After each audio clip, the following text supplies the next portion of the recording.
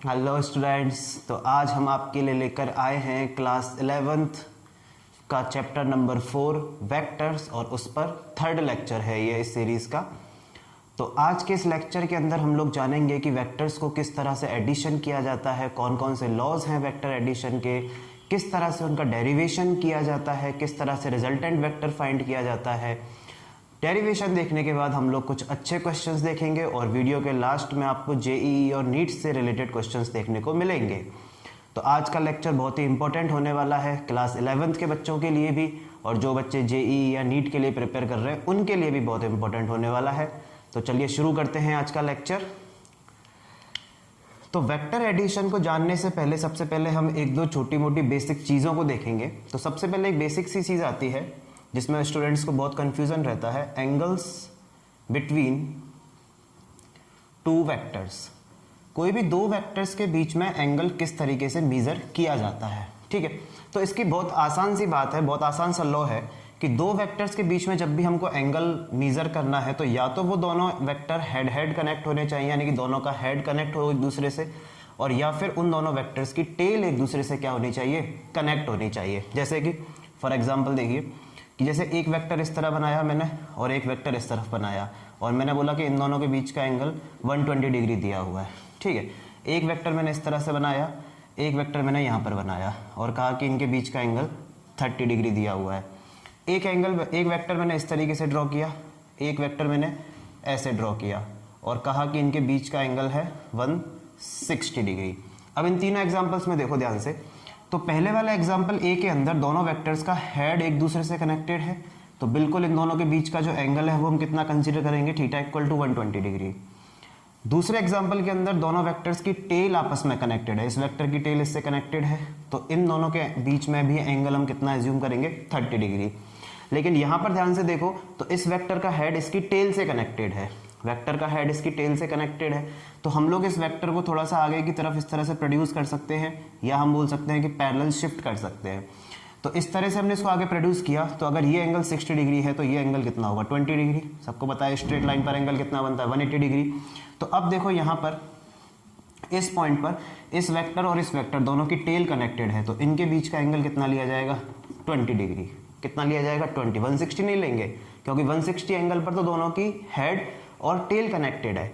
हमको चाहिए या तो हेड हेड कनेक्शन हो या फिर टेल टेल कनेक्शन हो, तो दोनों की टेल को कनेक्ट किया तो एंगल कितना है इनके बीच का, 20 डिग्री। और देखो एग्जांपल एक और देखो, जैसे सपोज एक वेक्टर बनाया इस तरीके से, एक वेक्टर बनाया मैंने इस तरीके से, और कहा कि बेटा इनके बीच का एंगल है सपोज 100 डिग्री, तो बताओ इनके बीच में कितना एंगल है। डायग्राम दे दिया और पूछा कि इन दोनों वेक्टर्स के बीच में एंगल बताइए कितना है। तो आप यहाँ पर डायरेक्ट 100 नहीं लिख सकते, क्यों, क्योंकि इसका हेड और इसके टेल से कनेक्टेड है। तो हम सपोज इस वाले वेक्टर को आगे शिफ्ट किया, ठीक, तो ये अगर एंगल 100 डिग्री है तो ये एंगल कितना होगा, 80 डिग्री। तो इसका मतलब इन दोनों वेक्टर्स के बीच में एंगल कितना लिया जाएगा, 80 डिग्री।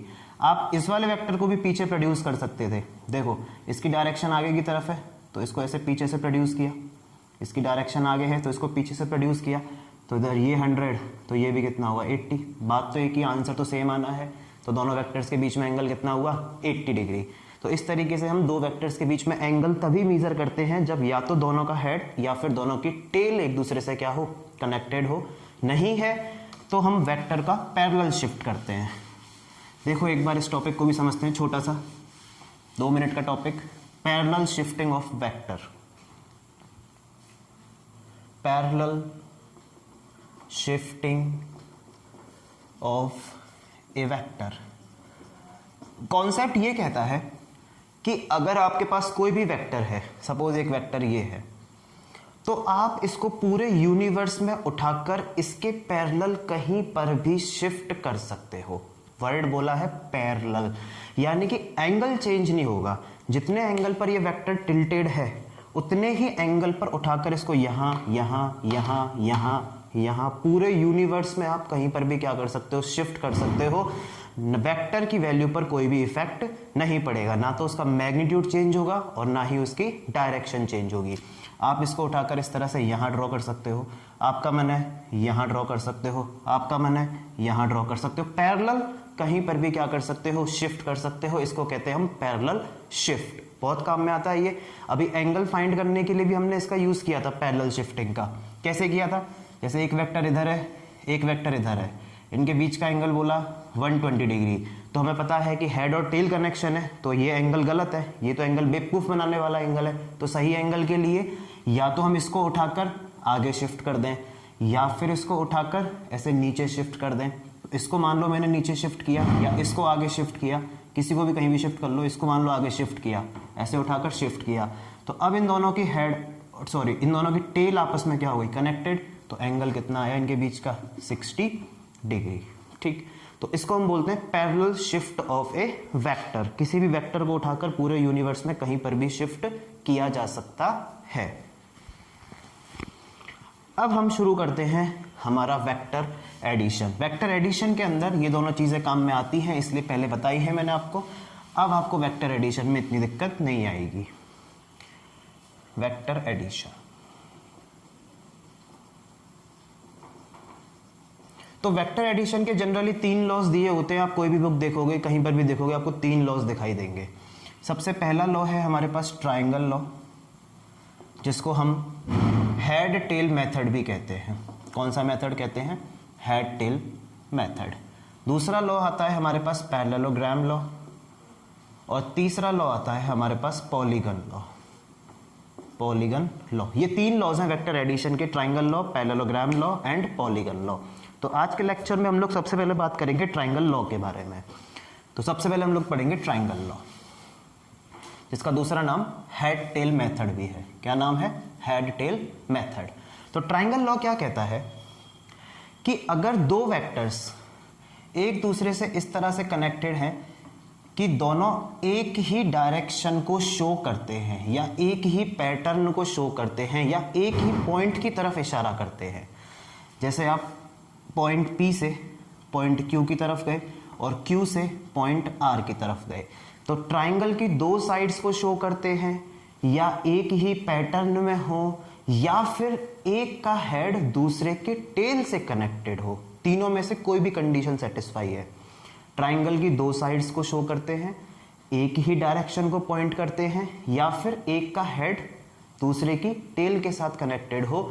तो जो इनका रिजल्टेंट वेक्टर होगा, हमको एडिशन करना है। एडिशन का मतलब सपोज इस PQ को हमने मान लिया कि ये A वेक्टर है, QR को हमने मान लिया कि ये B वेक्टर है, तो हमें इनका एडिशन करना है। मींस हमको A vector plus B vector की वैल्यू फाइंड करनी है।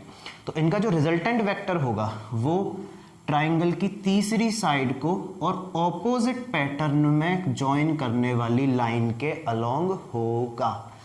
क्या बोला सर आपने, तो आसान भाषा में समझें तो P से Q गए, Q से R गए, 2 वेक्टर हैं, आपको P से R की तरफ लेके जा रहा है, तो जो रिजल्टेंट होगा डायरेक्ट P से R की तरफ पहुंच जाओ, वही क्या होगा, इसका रिजल्टेंट वेक्टर होगा। बहुत सिंपल है।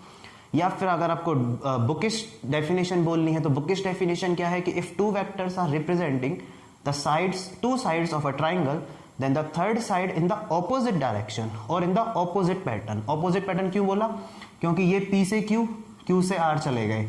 सेम पैटर्न कब होता कि आप ऐसे P से Q गए, Q से R गए और R से P, ऐसे नहीं जाना, ऐसे नहीं जाना, सेम पैटर्न में नहीं जाना। P से Q, Q से R, R से P, नो ऐसे नहीं जाना, ऑपोजिट पैटर्न में जाना है।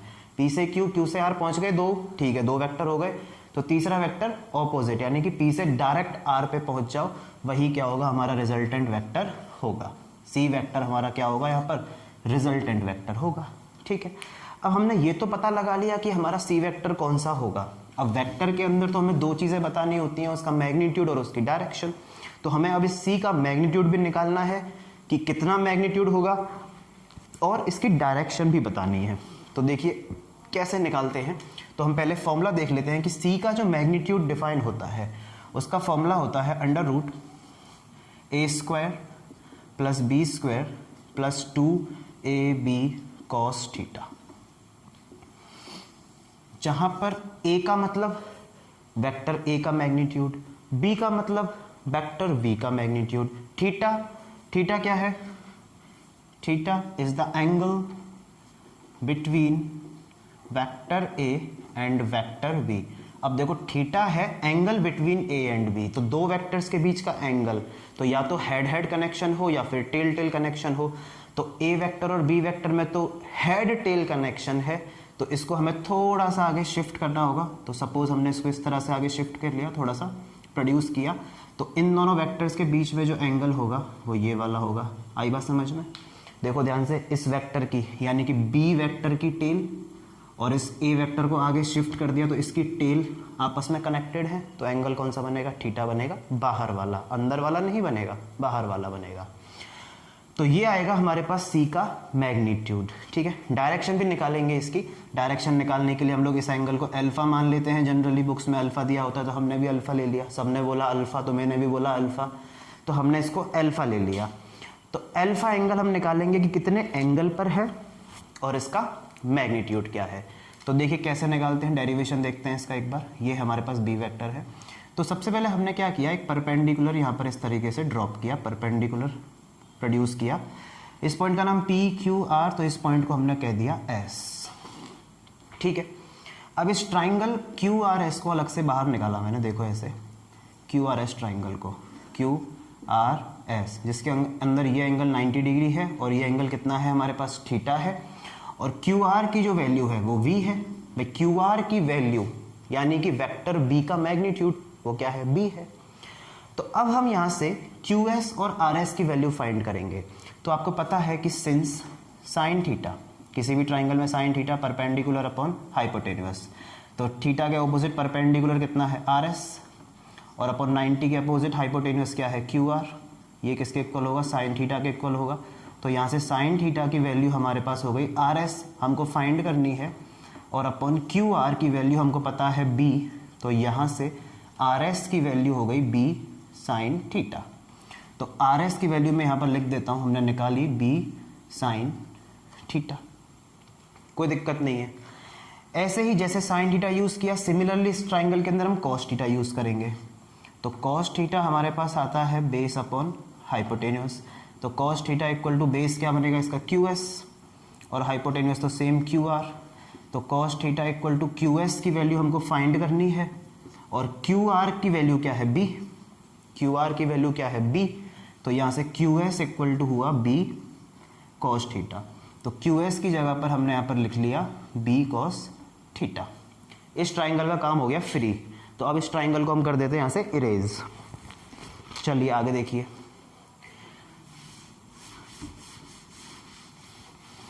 अब देखते हैं आगे। अब जरा बड़ा वाला ट्राइंगल देखो, बड़ा वाला ट्राइंगल है PSR, सबको देखा डायग्राम में? PSR राइट एंगल ट्राइंगल है। राइट एंगल ट्राइंगल में यूज करते हैं हम लोग पाइथागोरस थ्योरम। तो in right angle triangle PSR by Pythagoras theorem, which means PR square is equal to PS square plus SR square. सबको पता है Pythagoras theorem, hypotenuse square equal to perpendicular square plus base square, वही लिखा है। तो PR की value, PR यानी कि वेक्टर C का मैग्नीट्यूड, जिसको हम C बोल रहे हैं, तो C square equal to PS। PS को जरा डायग्राम में ध्यान से देखो, तो A plus B cos theta लिख सकते हैं PS को, A plus B cos theta और इसका स्क्वायर। समझ में आया? PS PQ प्लस QS, तो PQ है A, QS है B कॉस थीटा, तो PS कितना हुआ? A plus B cos theta का होल स्क्वायर प्लस SR कितना निकाला? B साइन थीटा, इसका भी स्क्वायर करना है, तो B साइन थीटा पे स्क्वायर, वैल्यू प्लेस कर दी। आगे सॉल्व करते हैं, कैलकुलेशन चलेगी। तो A प्लस B का whole square, A square plus B square plus 2AB, A square plus B square यानी कि B square cos square theta plus 2AB, और प्लस यहाँ पर लिखा हुआ है हमारे पास B square sine square theta. ध्यान से देखो, तो B square cos square plus B square sine square, दोनों में से B स्क्वायर अगर हम कॉमन ले लेते हैं तो अंदर क्या बचेगा? Sine square theta plus cos square theta. तो C square equal to A square plus इन दोनों में से B स्क्वायर हमने कॉमन लिया, तो हमारे पास बचा sign square theta plus cos square theta, और प्लस यहाँ पर है 2AB कॉस थीटा। इसकी वैल्यू सबको पता है 1 होती है, तो C स्क्वायर की वैल्यू हुई A square plus B square plus 2AB cos theta, which means C is equal to under root A square plus B square plus 2AB cos theta. ये हमने इसका मैग्नीट्यूड निकाला, ये डेरिवेशन। इजी है, कोई दिक्कत नहीं है, आप एक दो बार करेंगे प्रैक्टिस तो आपको भी आने लगेगा, बहुत ज़्यादा टिपिकल नहीं है, इजी डेरिवेशन है। अब बच्चों हमें इसका निकालना है ये एंगल अल्फा, यानी कि रिजल्टेंट वेक्टर डायरेक्शन बताएंगे। तो डायरेक्शन कैसे बताएंगे? डायरेक्शन का मतलब यहाँ पर आई कैप, जे कैप, के कैप तो हमें पता नहीं है कि वेक्टर ए किस डायरेक्शन में है, वेक्टर बी किस डायरेक्शन में। अगर पता होता तो निकाल देते आई जे के से, यूनिट वेक्टर निकाल देते वहां पर तो हम, पर यहाँ पर डायरेक्शन नहीं पता, तो हम लोग निकालेंगे कि ये वेक्टर सी जो है, रिजल्टेंट जो है, वो इन दोनों में से किसी भी एक वेक्टर के साथ कितने एंगल पर है। तो हमें ए से थोड़ा सा आसान लग रहा था तो हमने ए से अल्फा एंगल पर ले लिया। आप इसको बी से भी अल्फा एंगल पर मान सकते थे, कोई दिक्कत नहीं है, कैसे भी कर सकते हैं। तो अब हम निकालेंगे इस अल्फा की वैल्यू। तो देखो अल्फा की वैल्यू कैसे निकालेंगे। अल्फा की वैल्यू निकालने के लिए बहुत आसान है। इसी ट्राइंगल पी एस आर के अंदर, इन right angle triangle P S R, हम लोग फाइंड करते हैं टेन अल्फा।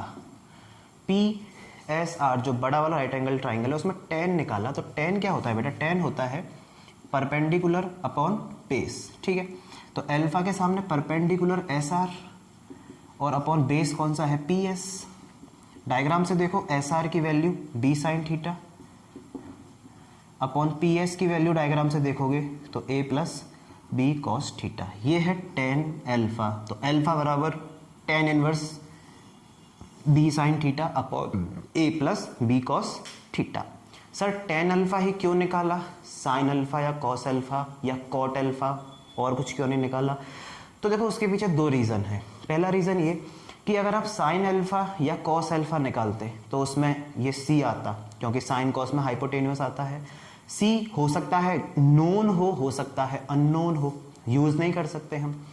दूसरा रीज़न ये होता है कि टेन एक ऐसा ट्रिग्नोमेट्रिक रेशियो है जो कि अल्फा, जिसका जो रेंज है और जिसका डोमेन है वो माइनस इन्फानाइट से प्लस इन्फानाइट तक है। यानी कि टेन की वैल्यू कुछ भी आ सकती है माइनस इन्फानाइट से प्लस इन्फानाइट, जबकि साइन और कॉस की वैल्यू -1 से +1 तक ही होती है। तो इसलिए हम साइन कॉस ना यूज़ करके हमेशा जब भी एंगल निकालना होता है हमको फिजिक्स में तो हम लोग टेन का यूज़ करते हैं, ताकि यहाँ पर कोई सी भी वैल्यू आ जाए। सपोज यहाँ पर एंगल की वैल्यू कुछ 2 आ जाती, सपोज साइन अल्फा 2 आ जाता तो वो गलत हो जाता, क्योंकि साइन अल्फा तो कभी 2 हो ही नहीं सकता। तो इसलिए हम लोग जनरली टेन अल्फा ही हमेशा फाइंड करते हैं, टेन थीटा फाइंड करते हैं। अब इस फॉर्मूले को याद जरूर रखना, वेरी इंपॉर्टेंट फॉर्मूला है, ये वाला भी बहुत इंपॉर्टेंट है और ये वाला भी बहुत इंपॉर्टेंट है। इस फॉर्मूले को लगाने के लिए याद रखना कि अल्फा जो एंगल है वो हमने ए से एज्यूम किया है, ए से अल्फा एंगल। तो पहले है बी, यानी कि जिसके साथ वो एंगल नहीं है, बी के साथ नहीं है अल्फा, तो B sine theta upon A plus B cos theta. ठीक है, सवाल करेंगे अभी तो आपको समझ में आएगा। देखो कैसे यूज करते हैं इसको, न्यूमेरिकल्स देखो। तो पहले एक दो आसान सवाल देखते हैं, फिर एक दो अच्छे सवाल देखेंगे और फिर टाटा बाय बाय कर देंगे। इतनी ही देर के लिए मुलाकात होती है बस। चलिए तो सवाल देखिए इस पर बेस्ड। पहले आसान सवाल देखते हैं। आपसे बोला बेटा कि दो वेक्टर हैं, डरना नहीं है, सवाल को देख के करने की कोशिश करनी है कि दो वेक्टर्स हैं इस तरीके से और दोनों एक दूसरे से 60 डिग्री के एंगल पर हैं। दोनों वेक्टर 60 डिग्री के एंगल पर हैं। इस वेक्टर की वैल्यू आपको 10 मीटर दी हुई है, सपोज इस वेक्टर को भी 10 मीटर कहा है। इस पॉइंट को कह दिया हमने O, इस पॉइंट को कह दिया A, इस पॉइंट को कह दिया B। ठीक है, तो आपसे बोला कि फाइंड रिजल्टेंट ऑफ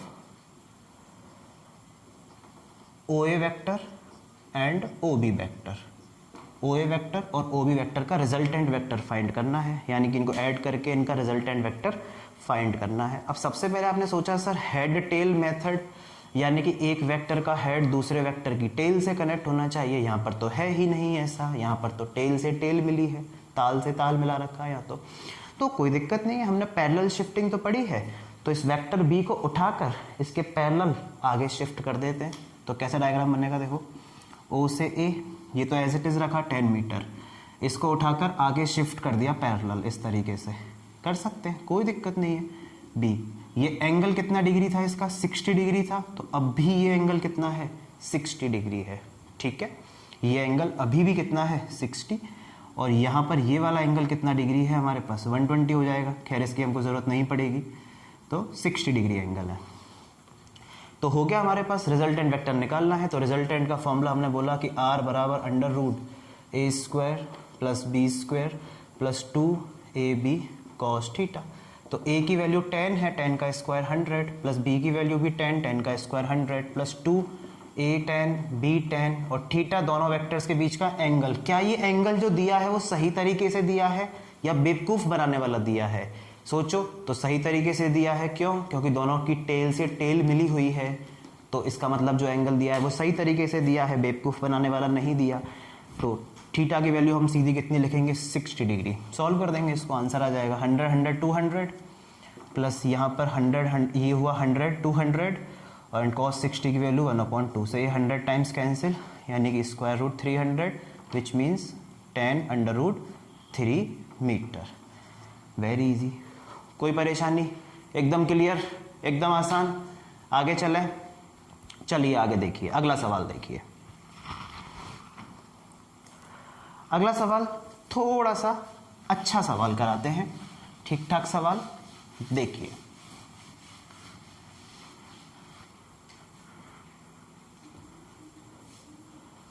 अगला सवाल देखिए, ऐसे सवाल बहुत पूछता है एग्जाम्स में। Two vectors are such that two vectors of equal magnitude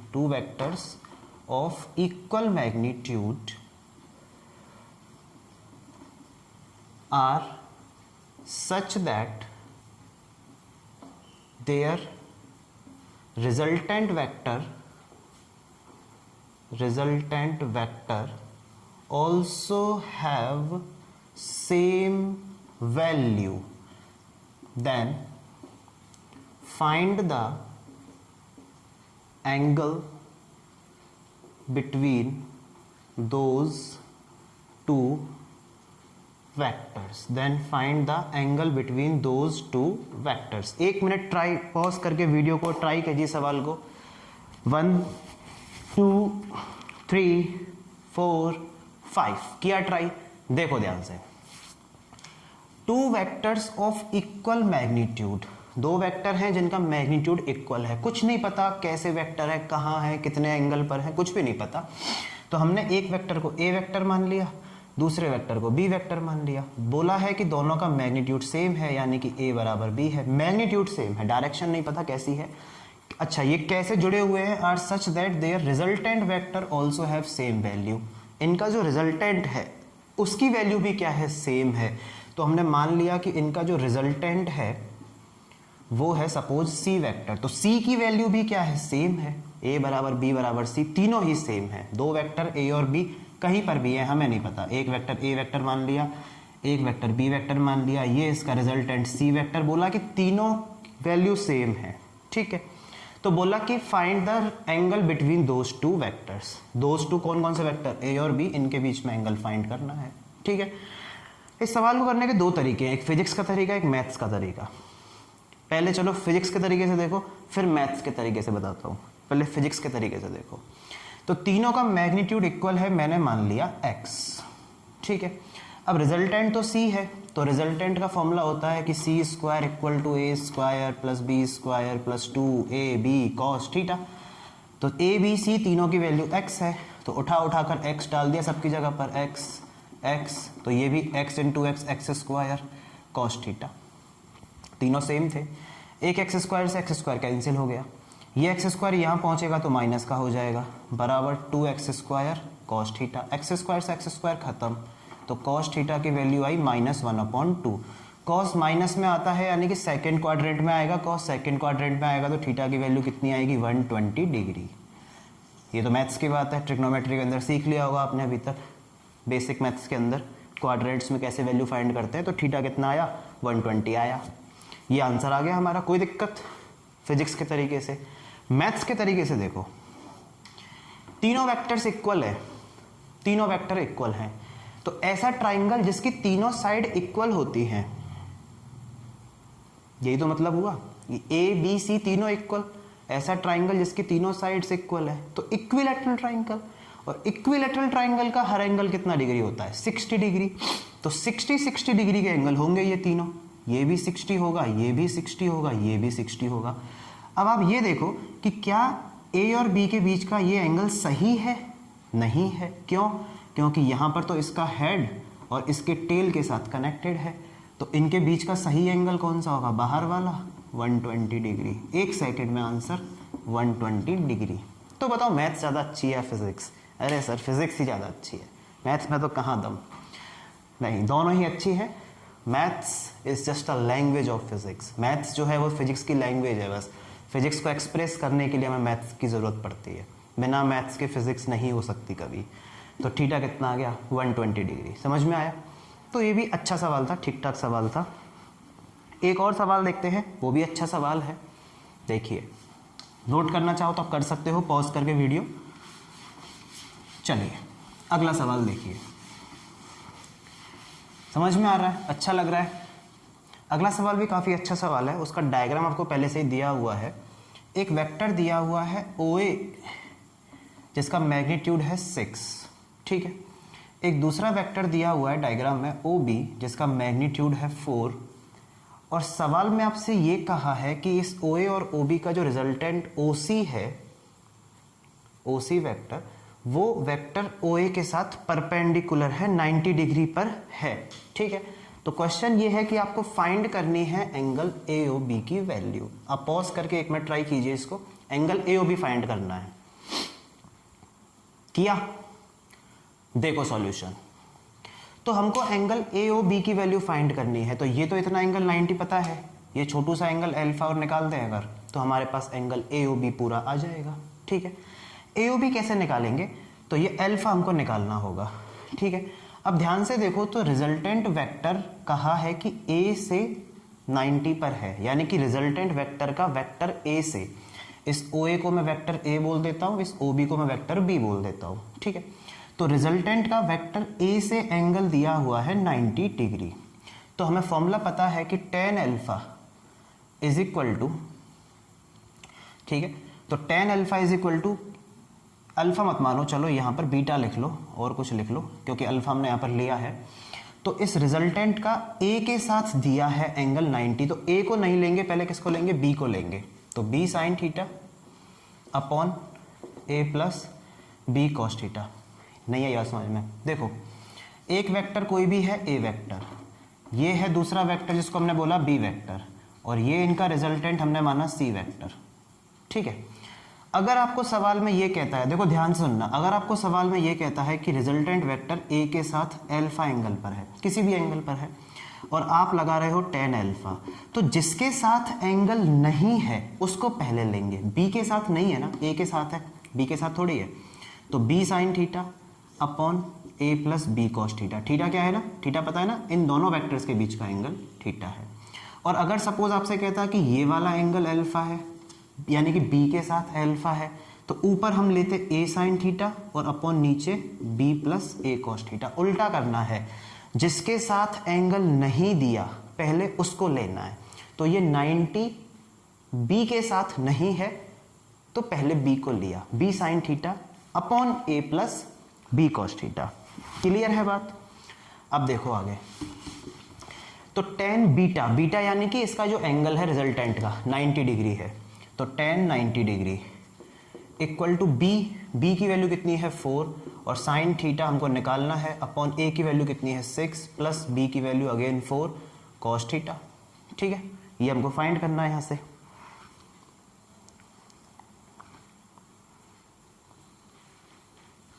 एक काम करो, उल्टा कर दिया हमने, इसमें A की वैल्यू 4 है सॉरी, और B की वैल्यू 6 है, उल्टा हो गया थोड़ा सा, कोई दिक्कत नहीं है। अरे सर आपने भी क्या करा दिया, ये है को, बाकी सब कुछ ठीक है, बस A की वैल्यू 4 और B की वैल्यू 6 है, नहीं तो वो परपेंडिकुलर नहीं बन पाएगा। तो B की जगह पर 6 ले लिया, सही है, A की जगह पर 4 और B की जगह पर अगेन 6 कॉस थीटा। तो tan 90 1/0 यानी कि इनफाइनाइट अनडिफाइंड कुछ भी बोल सकते हो, equal to 6 sine theta upon 4 plus 6 cos theta. Cross multiply किया तो 4 plus 6 cos theta equal to 0, तो कॉस थीटा इक्वल टू -4/6, यानी कि कॉस थीटा की वैल्यू आ गई -2/3। आंसर। ये कैसा आंसर है सर? एओबी एंगल कहाँ है?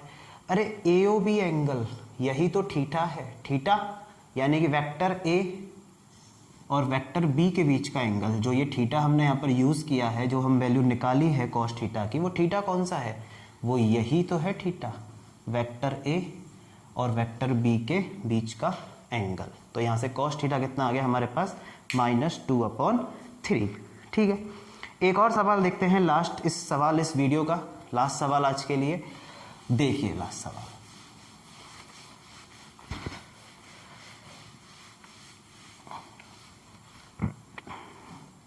अच्छा सवाल है। आपको दिया हुआ है कि एक वेक्टर है OA वेक्टर जिसका मैग्नीट्यूड है r, एक इसके परपेंडिकुलर है OB वेक्टर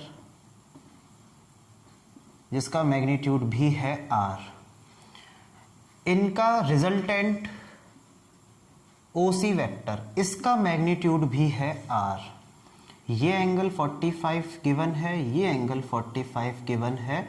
तो इन तीनों वेक्टर्स का रिजल्टेंट पूछा आपसे, find resultant of OA vector, OB vector and OC vector, इन तीनों का रिजल्टेंट फाइंड करो। ठीक है, तो देखो कैसे फाइंड करेंगे, ध्यान से देखना।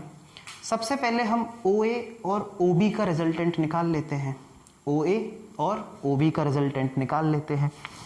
तो आप ध्यान से देखेंगे तो OA और OB का रिजल्टेंट OC के अलोंग ही आएगा।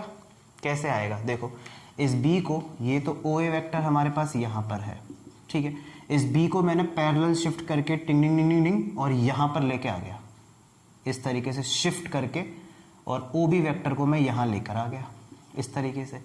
तो देखो, इसकी हेड इसकी टेल से कनेक्टेड है, यानी कि हेड टेल लो, तो रिजल्टेंट यही तो बनेगा। बोलो बनेगा नहीं बनेगा? और दोनों का मैग्नीट्यूड भी सेम है, तो सिमेट्री से ये एंगल कितना आएगा? 45, ये भी कितना आएगा? 45। तो OA और OB का रिजल्टेंट OC के अलोंग बनेगा। तो सबसे पहले मैं निकालता हूँ resultant of OA vector and OB vector. तो क्या फॉर्मूला है रिजल्टेंट का? तो रिजल्टेंट बराबर A² + B² + 2AB cos theta. तो resultant square equal to A² यानी कि OA²। अच्छा, रिजल्टेंट को हम C मान लेते हैं, चलो इसके रिजल्टेंट को। तो A की वैल्यू R², B की वैल्यू भी R² प्लस ये 0 हो गया, क्योंकि थीटा यहाँ पर क्या है? 90, और cos 90 की वैल्यू 0। थीटा 90 क्यों है? A और B के बीच का एंगल, A और B के बीच का एंगल कितना है? 90 डिग्री है। तो यहाँ से C की वैल्यू आ गई हमारे पास R√2, R², 2R², तो C का अंडर लेंगे तो R√2। तो ये जो इन दोनों वेक्टर्स का रिजल्टेंट आया, OA और OB का जो रिजल्टेंट आया, वो भी किसके अलोंग आया? OC के अलोंग आया। ठीक है, तो देखो आगे। तो अब इस डायग्राम को हम थोड़ा सा चेंज करते हैं। OC वेक्टर हमारा पहले से ही इसी डायरेक्शन में है, OC वेक्टर कितना है? R। OA और OB का जो रिजल्टेंट है वो भी इसी डायरेक्शन में, वो भी इसी डायरेक्शन में, OA और OB का रिजल्टेंट भी इसी डायरेक्शन में, कितना है? R√2। तो ये वेक्टर भी कितना आया? R√2। तो इन दोनों का रिजल्टेंट सीधा सीधा दोनों को जोड़ देते हैं, दोनों वेक्टर सेम डायरेक्शन में है। 6 Newton, 4 Newton force same direction में, तो नेट फोर्स कितना आएगा? 10 न्यूटन। सेम डायरेक्शन में तो कोई दिक्कत ही नहीं है। So final resultant equal to R + R√2, यानी कि R आप कॉमन ले लो तो 1 + √2। तीनों वेक्टर्स का रिजल्टेंट, फाइनल रिजल्टेंट कितना आया? R ब्रैकेट में 1 + √2। कैसे आया? क्योंकि इन दोनों का रिजल्टेंट OA और OB का इसी डायरेक्शन में आया, और OC भी पहले से ही इसी डायरेक्शन में है, तो OC की वैल्यू कितनी है? R। इन दोनों का रिजल्टेंट कितना आया? R√2। तो फाइनल रिजल्टेंट कितना हो गया? दोनों का सम, R + R√2। तो आज का लेक्चर यहीं पर समाप्त करते हैं, यहीं पर फिनिश करते हैं। आई होप आपको समझ में आया होगा, वीडियो समझ में आया होगा टॉपिक। तब तक घर पर पढ़ते रहें, प्रैक्टिस करते रहें। All the very best.